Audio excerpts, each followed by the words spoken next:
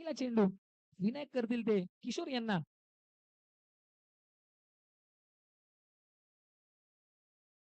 काहीच सुवर्ण प्रकारचा टाकलेला चेंडू, चेंडू हवेत जातोय आणि तिकडे झेल होते.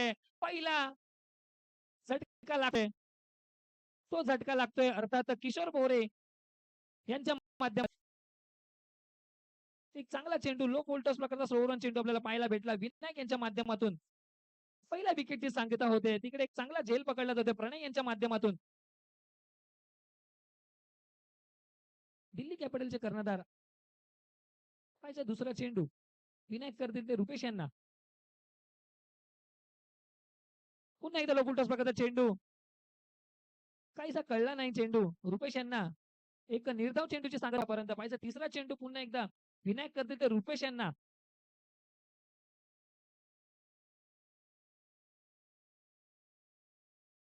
पुन्हा एकदा सुवर्ण प्रकारचा चेंडू टाकला होता रुपेश यांनी.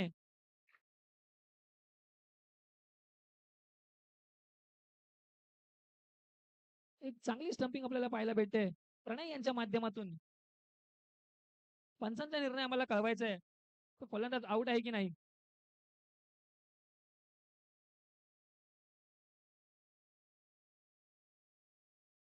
स्ट्राईक एंड वरती असतील शेरॉन.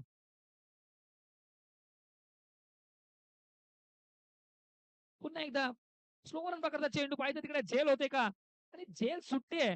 सोपा झेल तिकडे सोडण्यात आलाय विलास पोकरकर यांच्या माध्यमातून. त्या दरम्यान 2 धावा नक्कीच कंप्लीट केल्या गेल्या शेरॉन यांच्या माध्यमातून.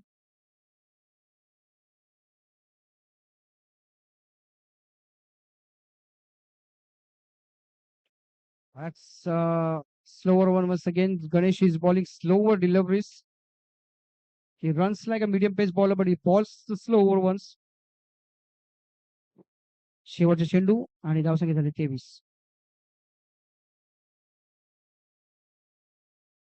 आणि स्वप्नील यांनी सुद्धा एकच धाव घेण्यामध्ये संतुष्ट मानलेले आहे आणि स्ट्राईक सुद्धा स्वतःकडे ठेवलेला आहे. निश्चितच सुंदर होता कर्णधार गोलंदाजी मार्कवर. त्याचा शॉट ऑफ साइडला. एक धाव संख्येत वाढ. जावेद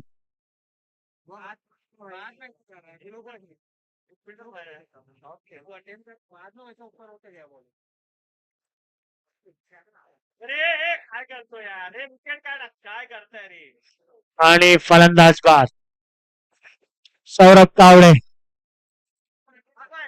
टॉस कोण जिंकले? जावेद. जावेद कच्ची. KKR यांनी नाणेफेक जिंकून पहिली फलंदाजी करण्याचा निर्णय घेतलेला आहे. यानंतर सामना